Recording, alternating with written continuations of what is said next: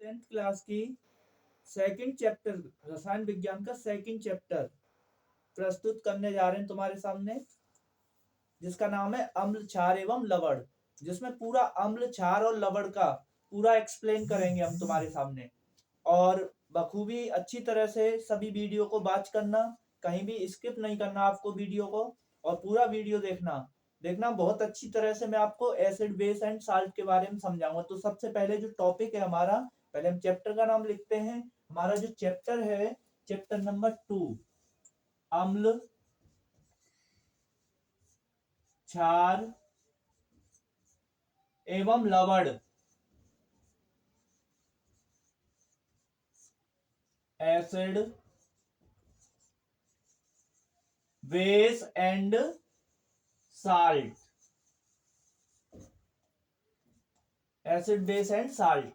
तो सबसे पहले हम एसिड टॉपिक को समझाते हैं आपको। अम्ल अम्ल अम्ल क्या होता है, यानी हम आपको आर्हीनियस के अनुसार अम्ल की परिभाषा बताते हैं। अम्ल वे पदार्थ होते हैं जो जलीय विलयन में हाइड्रोजन आयन मुक्त करते हैं। अम्ल वे पदार्थ होते हैं जो जलीय विलयन में हाइड्रोजन आयन मुक्त करते हैं। अम्ल वे पदार्थ होते हैं जो जलीय विलयन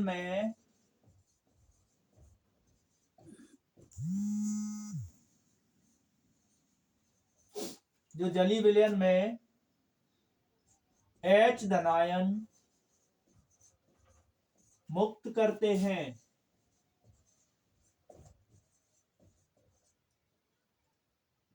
क्या मुक्त करते हैं? H धनायन। इसका एग्जाम्पल देखो, जैसे HCl, HNO3, H2SO4 आदि, ये हमारे अम्ल हैं। अच्छा, अम्ल जो होते हैं इनको भी अब वर्गीकृत कर सकते हैं हम। अम्ल, सबसे पहले अम्ल देखेंगे, अम्ल कितने प्रकार के होते हैं। तो अम्ल के प्रकार, अम्ल के प्रकार, अम्ल यानी नंबर एक तो होते हैं हमारे दुर्बल अम्ल, दुर्बल अम्ल। दूसरा होता है प्रबल अम्ल, यानी दुर्बल अम्ल वीक एसिड होते हैं, प्रबल अम्ल स्ट्रॉन्ग एसिड। तो सबसे पहले हम दुर्बल अम्ल देखते हैं। दुर्बल अम्ल होते क्या हैं? दुर्बल अम्ल में हमारे आते हैं सभी अकार्बनिक, सभी अकार्बनिक सभी कार्बनिक अम्ल आते हैं इसमें। कार्बनिक अम्ल, जितने भी कार्बनिक अम्ल होते हैं वो सब हमारे दुर्बल अम्ल में आते हैं। इनका एग्जांपल देखो, CH3 COOH, ये हमारा एसिटिक अम्ल होता है। क्या होता है? एसिटिक अम्ल।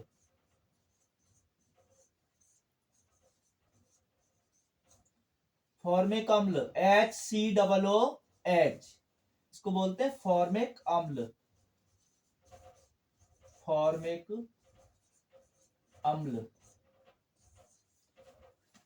ऐसे ही हमारे ऑक्जेलिक अम्ल है, सिट्रिक अम्ल है। तो ये जितने भी हमारे कार्बनिक एसिड होते हैं उन सबको हम क्या बोलते हैं? दुर्बल अम्ल। क्या बोलते हैं? दुर्बल अम्ल। अब हमारा प्रबल अम्ल आता है। तो प्रबल अम्ल जो होते हैं हमारे, इसमें आते हैं सभी अकार्बनिक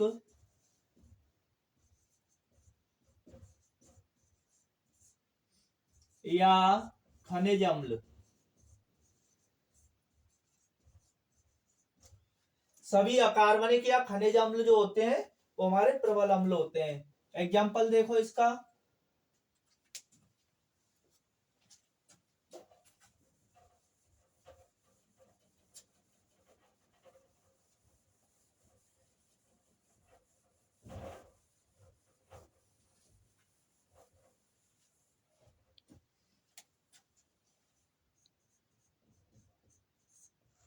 एग्जाम्पल देखो, जो हमारे प्रबल अम्ल होते हैं उनके एग्जाम्पल देखते हैं। H2SO4, ये सल्फ्यूरिक अम्ल होता है, सल्फ्यूरिक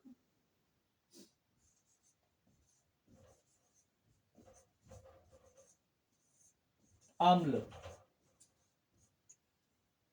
HCl, ये होता है हाइड्रोक्लोरिक अम्ल।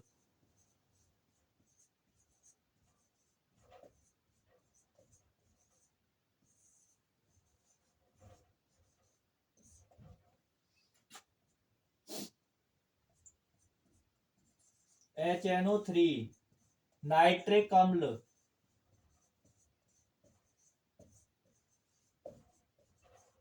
आदि, ये हमारे अम्ल हो गए। पहले हमने दुर्बल अम्ल समझा, अब ये प्रबल अम्ल के उदाहरण हो गए। तो प्रबल अम्ल जो होते हैं वो खनिज अम्ल होते हैं।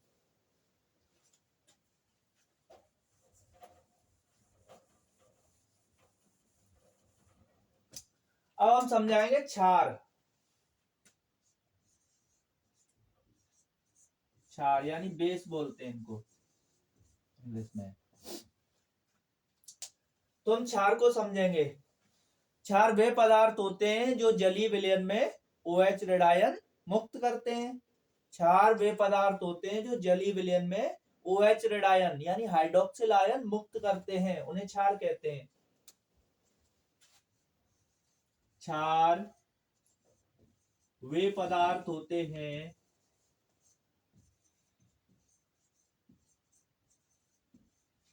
जो जलीय विलयन में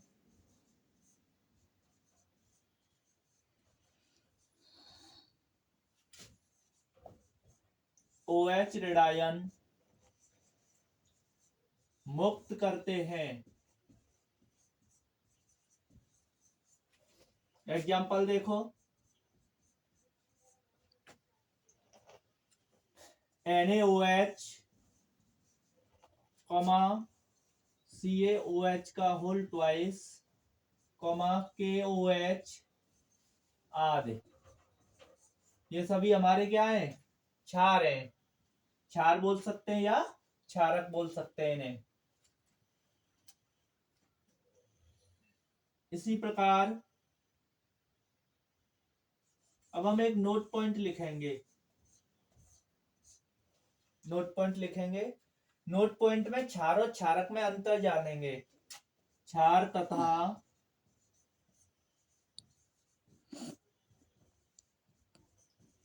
क्षारक में अंतर। कहने का मतलब सभी क्षारक क्षार हो सकते हैं किंतु सभी क्षार क्षारक नहीं हो सकते। सभी क्षारक क्षार हो सकते हैं लेकिन सभी क्षार क्षारक नहीं हो सकते। सभी क्षार सभी क्षारक क्षार हो सकते हैं किंतु सभी क्षार क्षारक नहीं होते।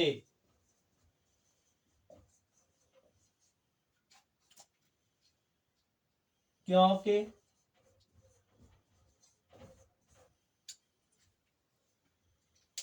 यानी सभी क्षार क्षारक सभी क्षार तथा क्षारक में अंतर क्या होता है? सभी क्षारक क्षार हो सकते हैं किंतु सभी क्षार क्षारक नहीं हो सकते।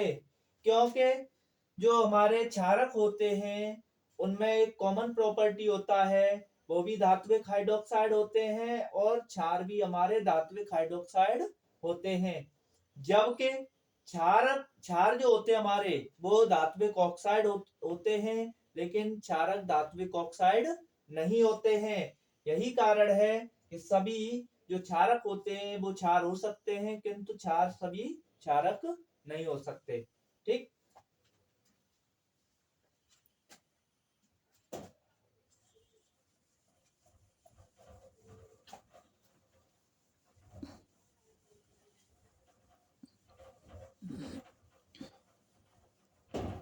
अब हम लवण की डेफिनेशन समझेंगे।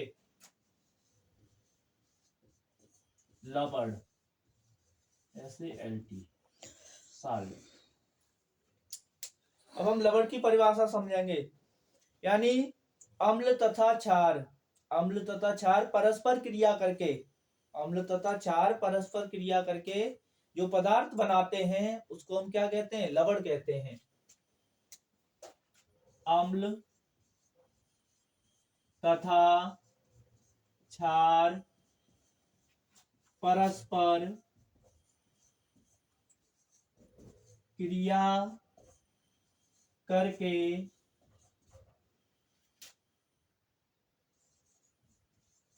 जो पदार्थ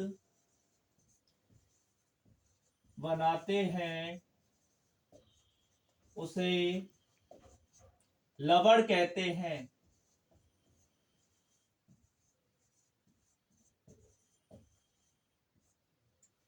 एग्जाम्पल देखो, पहले इसकी कंडीशन लिख लेते हैं। कंडीशन, इसकी देखो कंडीशन क्या होगी। एक हम क्षार लेते हैं, दूसरा अम्ल लेते हैं, और जो हमें प्रोडक्ट प्राप्त होता है वो लवण बनता है हमारा, और इसके साथ जल और निकलता है। तो एक क्षार लिया हमने NaOH, प्लस एक अम्ल लेते हैं यहाँ HCl। अब देखो इतना भाग इसमें से वाटर निकल जाएगा, बाकी बचेगा NaCl। ये हमारा साल्ट है और इधर ये वाटर इससे अलग हो जाता है। ठीक है, ये हमारा जल हो गया, ये लवण हो गया, ये अम्ल हो गया और ये क्षार हो गया। ठीक, ये इसका एग्जाम्पल हो गया। क्लियर हो गया? एक और एग्जाम्पल समझाते हैं इसका। हमने एक क्षार लिया MgOH का होल ट्वाइस प्लस H2SO4।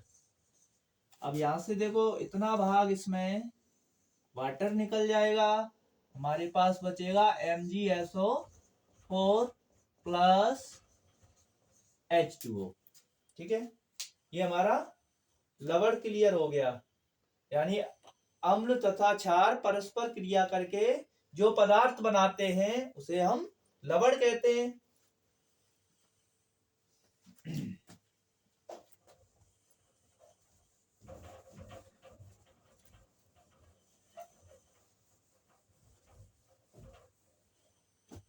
अब देखो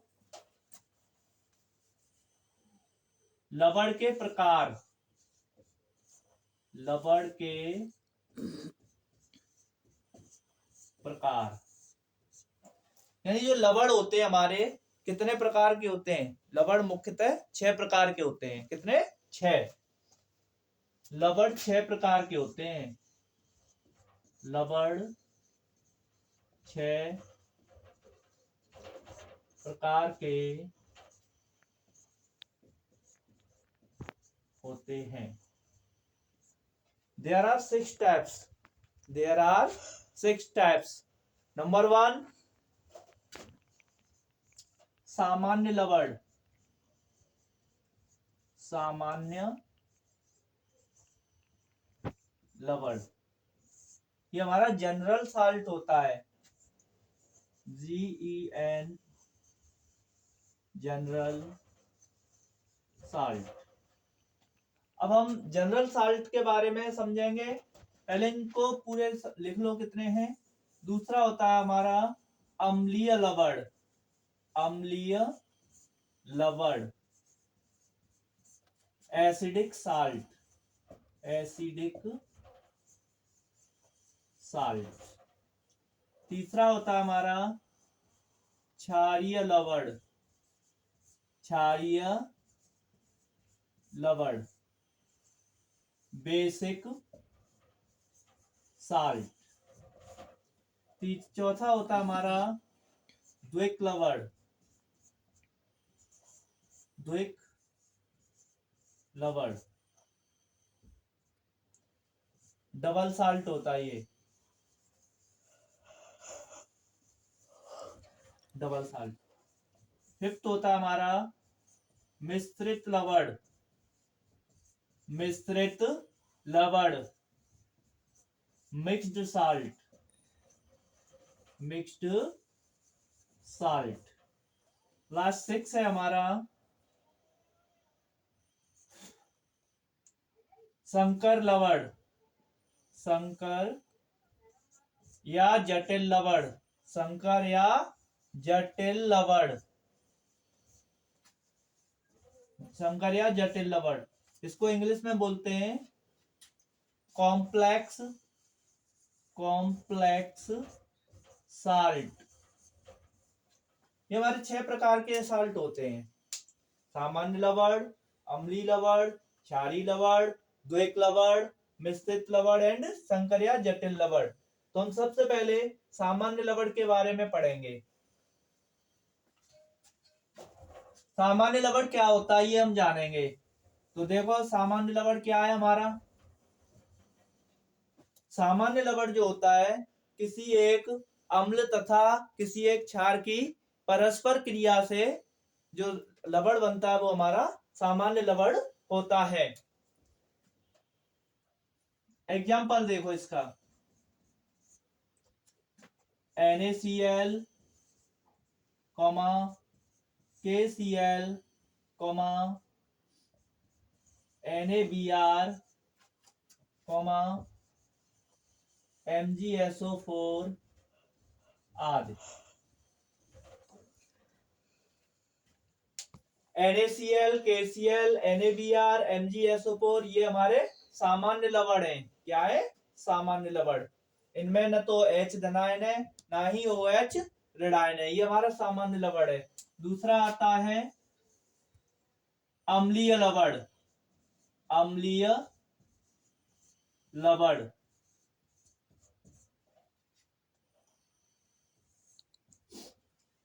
अब देखो जो हमारा अम्लीय लवण होता है इसमें आंशिक रूप से हाइड्रोजन जो है आयन उपस्थित होता है। इस प्रकार के लवण में आंशिक रूप से हाइड्रोजन आयन उपस्थित होता है। एग्जाम्पल देखो इसके, NaHSO4, KHCO3 आदि। यहां देखो ये जो Na है ये एक धनायन बना रहा है, H है ये एक धनायन बना रहा है, तो टोटल मिला के यहाँ कितने धनायन हो गए हमारे? 2। और ऋणायन जो है इस पे कितना सल्फेट आयन है, इस पे ऋणायन होता हमारा 2। तो दोनों के +2 और -2 इक्वल इक्वल चार्ज हो गए। तो यहाँ जो हाइड्रोजन हमारा पार्शियली कैटायन का काम कर रहा है, यानी आंशिक रूप से धनायन का काम कर रहा है। एंड जस्ट लाइक हम इसमें कंपाउंड में देखते हैं, पोटेशियम हमारा +1 बना रहा है आयन, हाइड्रोजन हमारा +1 बना रहा है, और ये हमारा जो कार्बोनेट आयन है ये -2 आयन बना रहा है।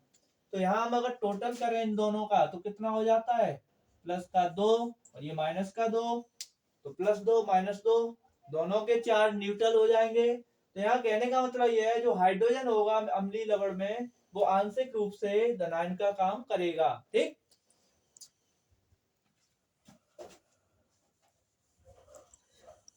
अब हम तीसरा है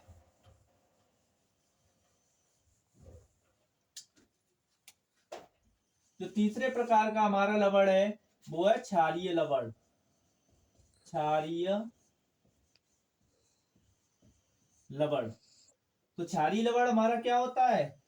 इस प्रकार के लवण में OH रेडायन यानी हाइड्रोक्सिल आयन आंशिक रूप से रेडायन का काम करता है। एग्जाम्पल देखो, MgOH Cl, CaOH Vr आदि।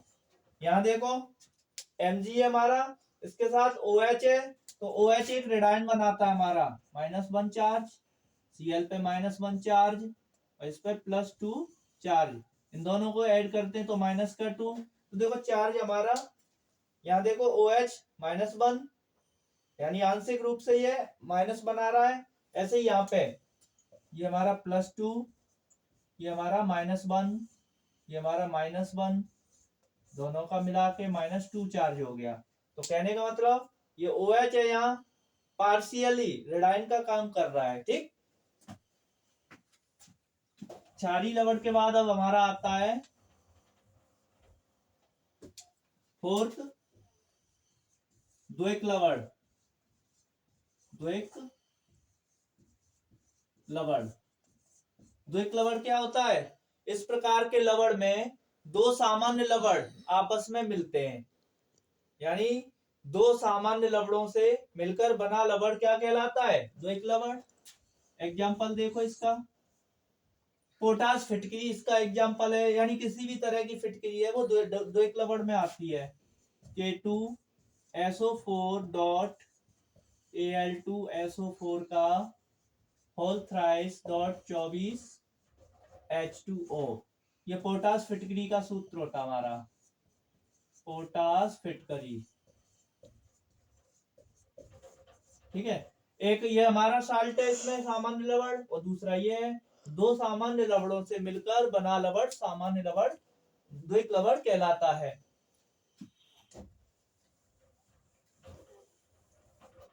फिफ्थ आता हमारा मिश्रित लवण। मिश्रित लवण,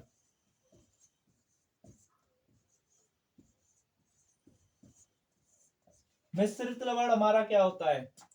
यानी जब एक ही प्रकार के दो या दो से अधिक मूलक मिलकर के जिस लवण का निर्माण करते हैं उसे हम मिश्रित लवण कहते हैं। एक ही प्रकार के दो या दो से अधिक मूलक आ जाए। एग्जाम्पल देखो, NaKSO4,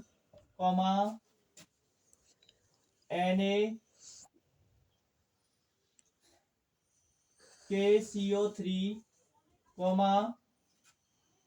हमारा नेक्स्ट है MgCl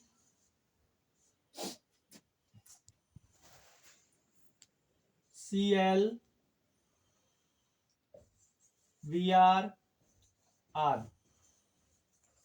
जैसे यहाँ हम देख पा रहे हैं Na हमारा, Na धनायन बनाता है एक, K हमारा धनायन बनाता है एक, SO4 है, 2 ऋणायन बनाता है। तो हम देख पा रहे हैं Na और K ये हमारे, ये +1 ये +1, तो दोनों जो है हमारे धन चार्ज बना रहे हैं। क्या बना रहे हैं? धन चार्ज। दोनों ही हमारे बेसिक रेडिकल हैं, यानी क्षारीय मूलक हैं दोनों। तो क्षारीय मूलक हैं दोनों, एक से ज्यादा एक जैसे मूलक आ रहे हैं, इसका मतलब ये हमारा मिश्रित लवण है। ऐसे ही इसमें ये +1 ये +1 और ये हमारा -2 चार्ज। यहां भी देखो दोनों एक जैसे, यहां आ जाओ -1 +2, तो यहां भी देखो दोनों ये माइनस के हैं दोनों, इसलिए ये दोनों अम्लीय मूलक हैं। तो दो अम्लीय मूलक आ रहे हैं यहाँ पे। ठीक है, अब लास्ट रह गया हमारा 6।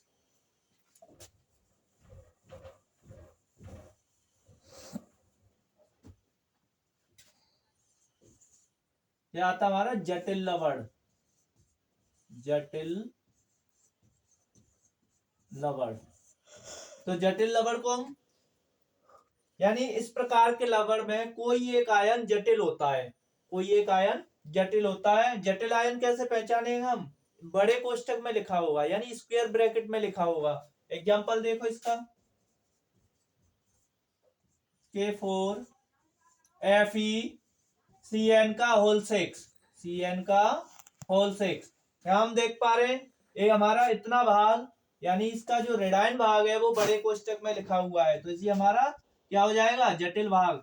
इसका नाम हो जाएगा पोटेशियम, पोटेशियम हेक्सा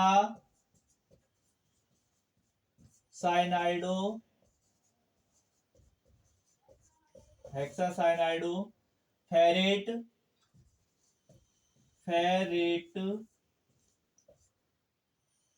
सेकंड। तो यहाँ देखो बड़े कोष्टक में ये लिखा हुआ है, तो ये जटिल आयन है और ये पूरा जो होगा हमारा जटिल लवण का निर्माण करेगा। ऐसे ही और एग्जांपल है इसका, Na3MnOH का होल 5, ये भी हमारा बड़े कोष्टक में लिखा हुआ है। तो ये जो हमारा लवण है ये भी जटिल लवण है। क्या हम ये टॉपिक इतना पूरा करते हैं। अब मेरी जो वीडियो आपने जो देखी है, इस वीडियो को वॉच करना अच्छी तरह से और मेरे चैनल को सब्सक्राइब करना ना भूलिए। और आगे नेक्स्ट वीडियो जो है कल अपलोड करी जाएगी। ये जो हमारा जो लेसन 2 है ये हम पूरा कल करेंगे। ठीक है, थैंक यू।